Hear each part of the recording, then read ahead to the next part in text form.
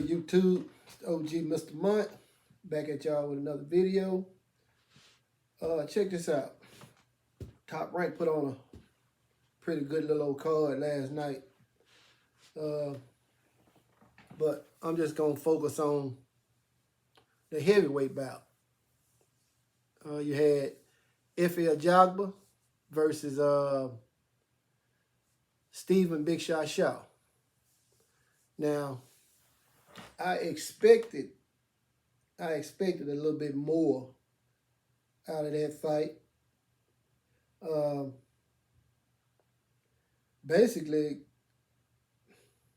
the fight, the biggest thing in that fight was the jab from Ajagba. That was the most consistent part of that fight.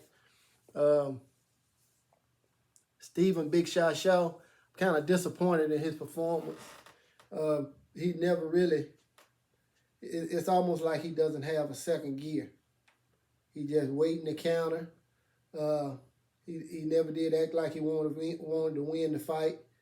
But like I said, Ajagba, he done stepped his game up a little bit there. Very, very consistent with his jab. And it helps that he got like a 85-inch reach. But he kept popping that jab out there. Every now and then he'll come off with the 1-2 with that straight right, but he never really could land it big on Stephen Shaw, who has pretty good defense. Yeah, Effie looks a whole lot better than what he did against Frank Sanchez. I mean, Coach K done stepped his game up a little bit. That's one of the things I was impressed by, that Ajagba never did abandon his jab. He stayed on that jab all night long, whether it landed or not.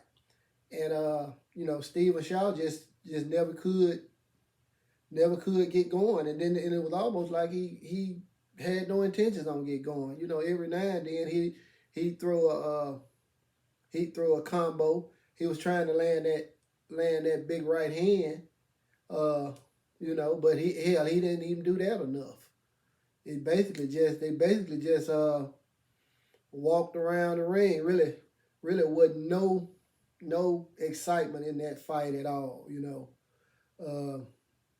If Ajagba just kept popping that jab out there in Shaw's face, Shaw, you could tell he wanted to counter the jab, and he used a good bit of movement as well. But he never acted like he wanted to win that fight. He never turned on the gas and stepped it up at all. I mean, it was very, very, very uneventful. But Ajagba, he's still slow, but the way he keeps that jab out there, if you ain't got lightning speed, that jab that he got will make up for him being slow. It's a nice crisp jab, and with him having such a long reach, he could beat somebody with that jab. Now,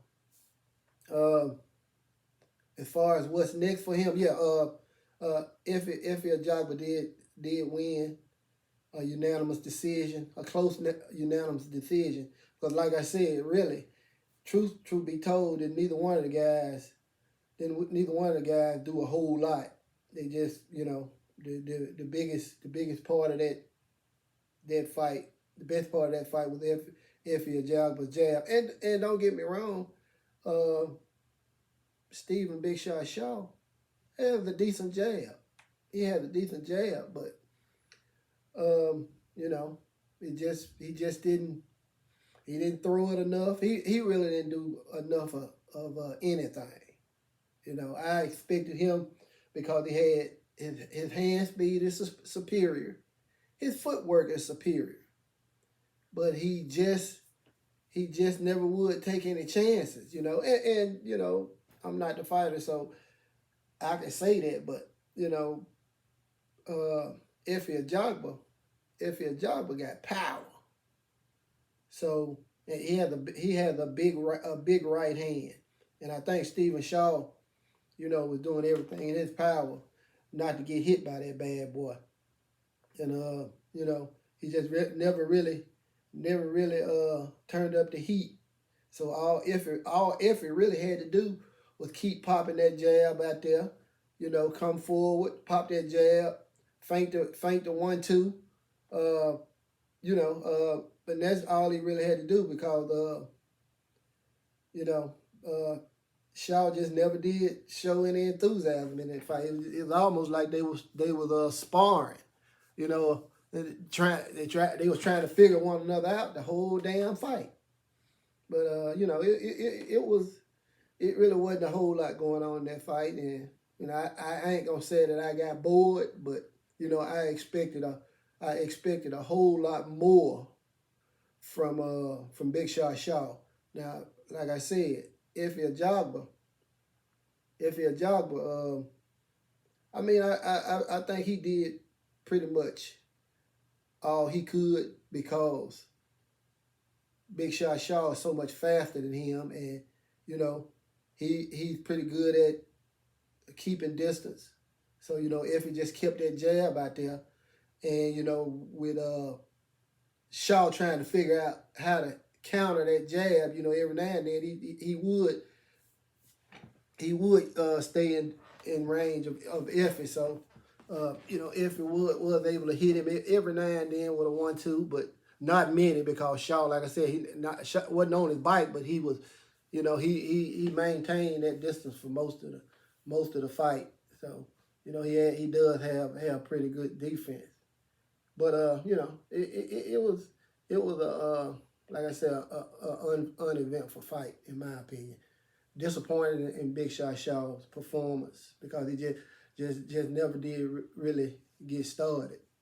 But you know, for as far as the undercard goes, the kid Bruce Carrington, that kid is good. He can fight from the outside. He has a nice inside game. He fought was it Lopez? Yeah, he fought some guy named Lopez, and you know, he looked good. Then you had Abraham Nova against Adam Lopez, another Lopez. Uh, Abraham Nova knocked him down twice. Looked good. I think that was a good fight for him after his loss to Rabisi Ramirez down at 126. You know, he'll move back up to 130. Then you had Brian Norman Jr. I don't like the way Brian Norman Jr. came out. Kind of almost shot his wad in the first round, and you know he he got hit a little bit more than I thought he should have, but he was still able to pull out the victory. You know he's like 5'8" with a 72-inch reach. I think he's a little bit bulky, maybe carrying a little bit too much upper body weight around. You know, he ain't 5'9", 5'10" like Spence and Ugas and Boots and fights at welterweight. But you know, I just think he's a little too top heavy. I don't know if he works out, you know, do a lot of upper body workout, but I just think he's a little too top heavy for you know to be coming out there, you know, guns are blazing in the first round. You know, he just might be carrying around too much upper body weight, and he basically almost shot his wad in the first round. But you know, he did get it back together, and you know, but you know, he'll be. I think he'll be all right. You know, He has 20-something fights, I think, But anyway, you guys just tell me what you think about last night's card. That's all I got. It's the OG Mr. Mont. Salute to the mighty LDBC, and I'm out.